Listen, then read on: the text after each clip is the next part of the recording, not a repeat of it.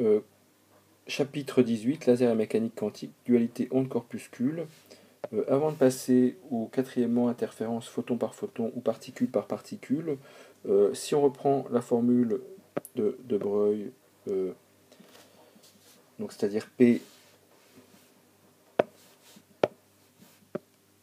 égale H sur lambda, donc lambda est égal à H sur P.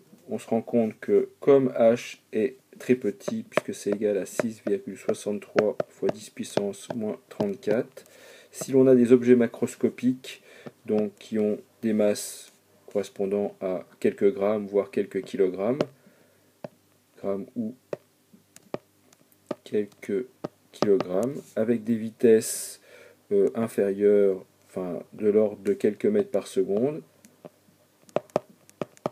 donc on constate que la longueur d'onde, elle, aura un ordre de grandeur qui sera inférieur à 10 puissance moins 30 mètres, donc c'est-à-dire pas du tout mesurable. Donc la dualité onde-corpuscule ne s'applique bien sûr qu'à des particules extrêmement petites avec une quantité de mouvement extrêmement petite aussi pour compenser la constante de Planck qui est elle très petite puisqu'elle est de 10 puissance moins 34 joules seconde moins 1. Nous allons passer maintenant à la partie numéro 4, quatrièmement du grand 2. C'est l'interférence photon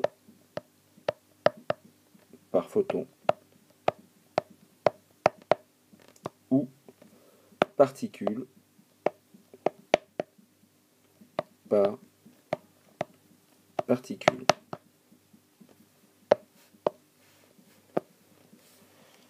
Donc, lorsqu'on a des interférences, donc nous avons une source donc qui va générer deux sources cohérentes, et ces deux sources cohérentes vont induire dans cette zone ici où elles se recoupent une figure d'interférence, donc avec une alternance de zones sombres et de zones claires, donc avec des interférences constructives et destructives. Constructives et destructives. C'est l'association des deux ondes avec la même longueur d'onde et qui sont cohérentes, les deux sources S1 et S2, qui génèrent la figure d'interférence, donc lorsque les deux sources se recoupent. Prenons maintenant un émetteur une source ici, qui va émettre un photon par photon. Donc intuitivement, on pourrait penser que le photon, ici, la particule, va passer par un trou ici, ou par le trou là, et donc va générer une tâche ici, pardon, et une tâche là. Or, en 1986, Alain Aspect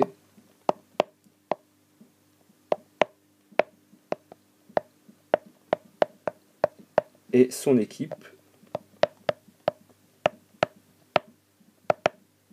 mènent une expérience donc d'interférence photon par photon. Alors c'est pas tout à fait le même système pour créer deux sources, donc avec une source initiale ici et deux sources S1 et S2. Alors S1 et S2 vont être générés par en fait des miroirs semi-transparents, mais pour faciliter notre raisonnement, nous allons donc considérer que S1 et S2 sont deux sources ici ponctuelles, donc générées par une seule source. S va générer des photons, photon par photon, et petit à petit, Alain Aspect et son équipe se sont rendus compte que les photons donc, se regroupaient en zones franges sombres et brillantes, alors qu'ils sont générés un par un. Et donc on a bien une figure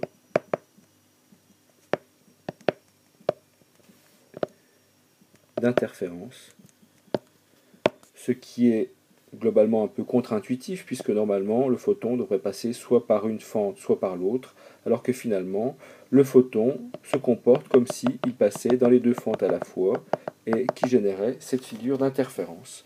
Donc c'est aussi une sorte de paradoxe des particules en mécanique quantique, c'est-à-dire que photon par photon ou particule par particule, la figure d'interférence est générée par un passage sur deux sources cohérentes, même si c'est photon par photon. Donc en résumé, les interférences sont créées même si la source génère les photons individuellement,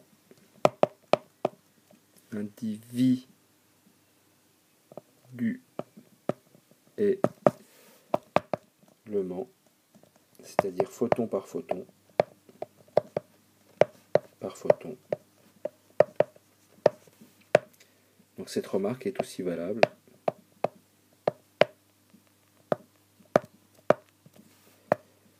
et aussi valable pour les autres particules comme les électrons, les protons, etc. Donc interférence créée, même si c'est photon par photon ou particule par particule.